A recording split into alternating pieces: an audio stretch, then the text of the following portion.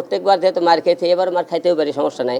তো মার খাওয়াতে প্রস্তুত থাকলে ভয় করলে তো নির্বাচন করতে পারবেন না। মামলার ভয় করতেছে না, মারের ভয় করতেছে না। তো মরলে বাঘের লাগার হয়ে মরবো, বিড়ালের লাগার হয়ে মরতে চাই না। যে হিরো আলমুখ দিয়ে দেশের ক্ষতি না হলেও সে চোর হবে না, বাটপার হবে না, তাকে একবার সুযোগ দাও। নির্বাচনের পরিবেশ একবারে ঠান্ডা হয়ে গেছে, মাঠ বুঝলাম না।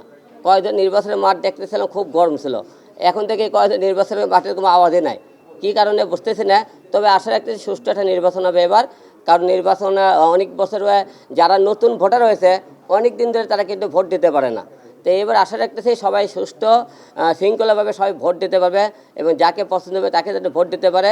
এবং সবচেয়ে ভোটে মনে করেন সহযোগিতা প্রধান নির্বাচন কমিশনার, পুলিশ প্রশাসন এবং সবার সবচেয়ে বেশি মনে করেন এখানে এই সহযোগিতা দরকার। কারণ যেখানে নির্বাচনের হট্টগোল হবে সেখানে যদি আইন শৃঙ্খলা বাহিনী কোনো মামা খালু কোনো নেতা এবং কোনো দলের চিন্তা ভাবনা না করে, যাই সন্ত্রাসী বাহিনী হোক, যেখানে হামলা করা হোক, সেখানে তাদেরকে মুখে সুষ্ঠু তদন্ত করে তাদেরকে বিচার করা হয়, তাহলে নির্বাচনের মাস আমি আশা রাখি সুষ্ঠু একটা নির্বাচন হবে।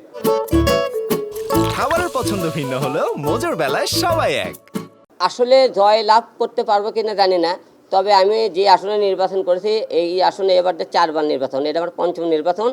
এর আগে তো আপনি 4বার নির্বাচন করেছিলাম, বগুড়া 3বার, ঢাকা 17 আসনে 1বার। তবে সুষ্ঠু দেব, আপনারা সবাই জানেন আমি বগুড়ার যে 4 আসনে যে নির্বাচন করতেছি এই আসনে কিন্তু বিপুল ভোটে পাশ করেছিলাম, কিন্তু পাশ করার পরেও কিন্তু তারা আমাকে গ্রহণ করেনি। তো এইবারও পাশ করব কি না জানি না, তবে চেষ্টা, যেহেতু ওই আসনে পাশ করেছিলাম, জনগণের একটা আশা আছে যে হিরো আলমুখ দিয়ে দেশের ক্ষতি না হলেও সে চোর হবে না, বাটপার হবে না, তাকে একবার সুযোগ দাও। তো আশা রাখতেছি এলাকার লোকজন আমাকে একবার সুযোগ দেবে। প্রতিবার নির্বাচন নিয়ে গান থাকে, নাটক থাকে, এবারও থাকতে পারে, সমস্যা নেই। যেহেতু আমার নাম, যেহেতু মিডিয়া ব্যক্তি, প্রত্যেকবারে হিরো আলমের একটা গান থাকে, এবারও গান থাকতে পারে, সমস্যা নেই। আসলে রাজনীতির মাঠে মার হামলা মামলা এসব লাগেই থাকে। এখন মনে করেন প্রত্যেকবার যেহেতু মার খেয়েছে, এবার মার খাইতেও পারি, সমস্যা নাই।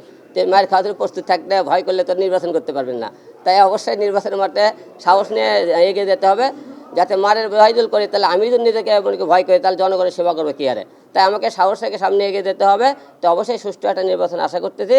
তো মামলার ভয় করতেছে না, মারের ভয় করতেছে না। তো আপনারা সবাই সহযোগিতা করবেন, জোর মিলে মৃত্যু হবে। তো মরলে বাঘের লাগার হয়ে মরবো, বিড়ালের লাগার হয়ে মরতে চাই না। গানবেন কী করবেন, নির্বাচনের প্রার্থীতে ফিরে পারলাম না, তো গানবেন কী করবেন? কেবল মনে প্রার্থীতে আপিল করে, কেবল মনে করেন রায় নিয়ে আসলাম, এখনও মনে করেন নির্বাচন করতে পারবো নাকি তাও কোনো শিওর নাই। গান বেঁধে করবেন, যদি মনে করেন ঘোড়া কিনে তো চাবুক নিয়ে আগে নিয়ে চিন্তা ভাবনা করেন, তাহলে বিপদ। আগে ঘোড়াটা ভালো মতো রক্ষা করি, তারপরে চাবুকে চিন্তা করা হবে। মাঠ ঠান্ডা কিছু কাপড়ে ভালো জানেন, মাঠ কেন ঠান্ডা হয়ে গেল?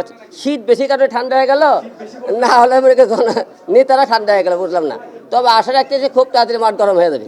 আসলে তারেক ভাইয়ের আমজনতা দল এই কারণে, যেহেতু তারেক ভাইয়ের বাসা বগুড়া, আমার বাসাও বগুড়া, সেই হিসেবে দুই জনে মনে করেন সবসময় অন্যের পথে কথা বলতে পছন্দ করি। সেই হিসেবে যে আমরা বগুড়াবাসী হিসেবে, এলাকার হিসেবে, সেই হিসেবে তারেক ভাইয়ের। আসলে ভোটের আগে সব নেতারা বড় বড় কথা বলে নিয়ে আপনি ভোট করে, যে ভোটের পরে আপনারা স্কুল করে দেবো, গার্মেন্টস করে দেবো, ফ্যাক্টরি করে দেবো। ভোটের পরে কিন্তু কোনো নেতা কথা রাখতে পারে না। তাই আগে বড় বড় কোনো কথা দিয়ে আমরা নির্বাচনে মাঠে থাকতে চাই না।